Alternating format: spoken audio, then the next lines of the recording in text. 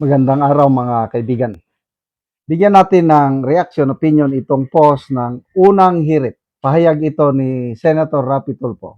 Sabi niya, ayon kay Senator Rapi Tulfo, posible mauwi muli sa walkout ang minority bloc. Depende kung susundin umano ng majority ang mga patakaran sa Senado. Sabi niya, we have to debate on it. Meaning yung panukala na yung online voting ng mga absent na senador. Kaso, kapag halimbawa hindi nila sinunod ang patakaran na yan, mag-walk out ulit kami. Wow! Connecting the dots, excuse me ha. Connecting the dots, ito yung sinasabi niya na nakikita namin yung posibleng gawin ng majority. Kaya, naghahanda kami, sabi niya,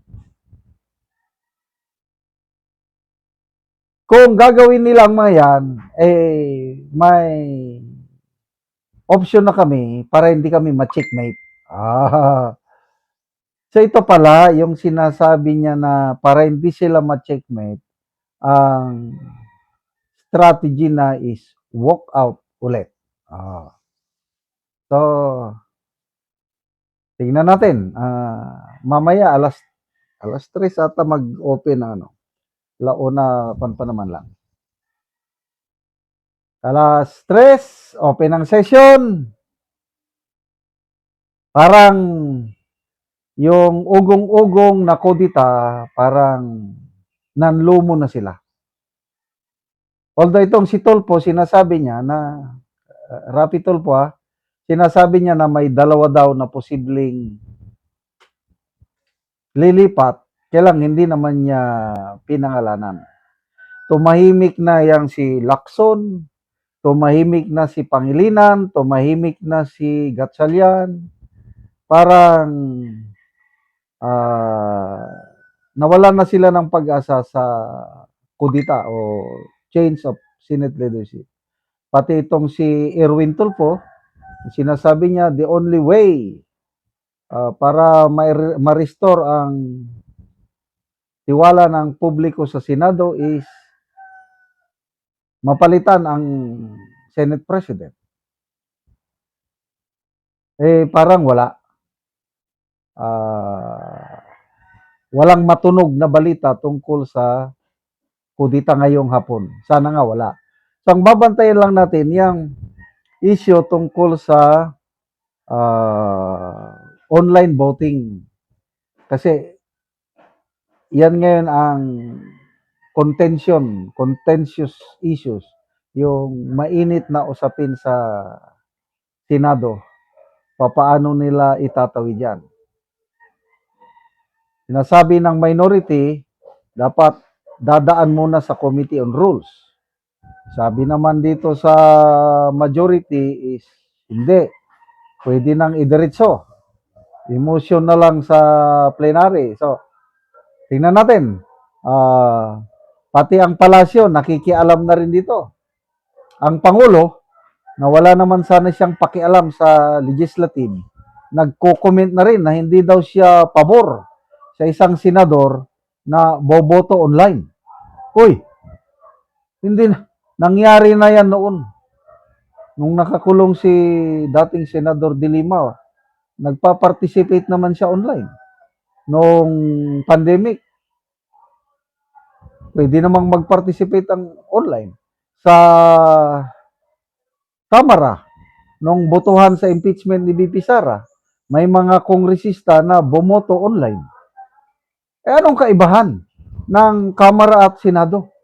Pwede sa Kamara, hindi pwede sa Senado, nang dahil lang sa takot kayo kay Bato na bumoto ulit. Takot kayo sa impeachment trial na So, ito ngayon, very obvious, sabi ng mga commentators, very obvious ang strategy ng other side na gusto nilang ubusin ang mga majority senators para maagaw ulit nila ang liderato. Kaya lang parang hindi sila magsilbi. Dahil wala pa naman silang nakukumbinsi na lumipat up to now at saka hindi naman nila napakulong si Senator Jinggoy.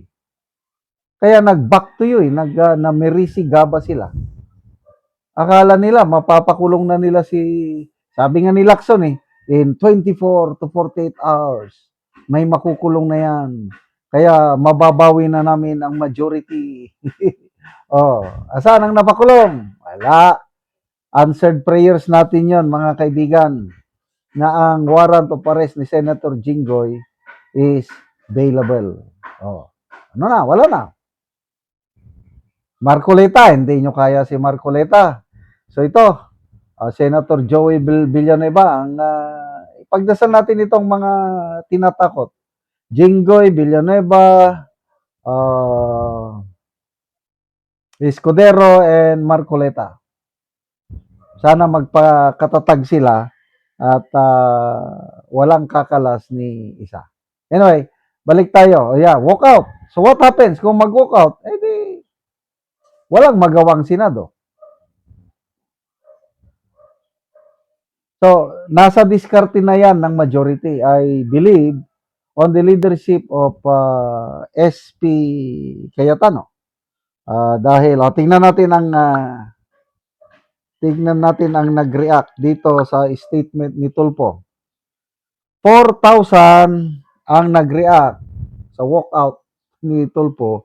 3,700 ang tumatawa, 57 ang galit, 185 lang ang nag-like.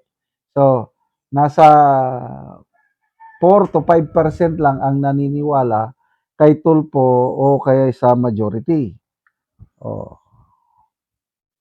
Robilisa Salunga, bakit kayo nag-walk out? It means lahat kayo guilty. Elma Elise, karapatan ng minority black. Hindi kaya nakipag-debate kaya walk out, walang alam. So salamat mga kaibigan sa inyong pagsubaybay sa channel nito. Nakakatulong kayo ng malaki sa tribong talandig ng Bukidnon dahil ang income natin sa channel na ito is pantulong po sa tribo. Namimigay tayo ng libreng yero at pako para makapagpatayo sila ng mas maayos na tirahan. Panoorin nyo ang video na ito. Ang natagaan na mo og yero, so mag-atop na siya karon.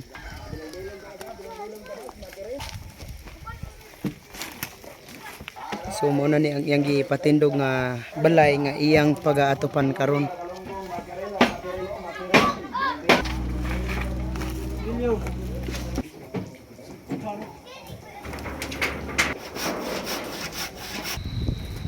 Ayo. Jangan mapilot ya.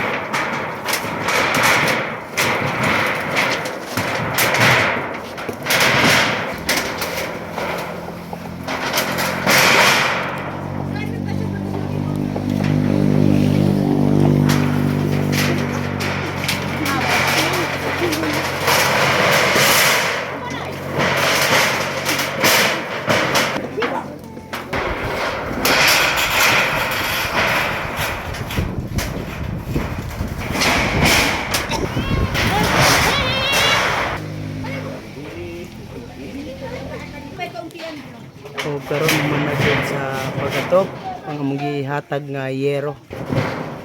Salamat kayo sa Ginoo, agiog. Salamat pud kayo sa nagtabang pinaagi niining hero karon nga akong ginaatop diri sa akong gihimong abo kay pila na ni ka panahon nga akong patindog siya aya pag ginako na atupan tungod kay naay ni tabang sa kuha pinaagi ni Sir Makanas og pinaagi sa nagtabang sa YouTube nga makaatop mi ang mga pobre kay ang among sitwasyon kay mutang namo kami mga pobre maka na doon nami paningkamot pero igo ra gid taon sa among mga pagkaon. Salamat kayo sa supporter niini aning pagtabang sa mga tao nga kabuos sama nako ug manginaot ko nga daghan pa ang matabangan nila og dating Salamat kaayo. Salamat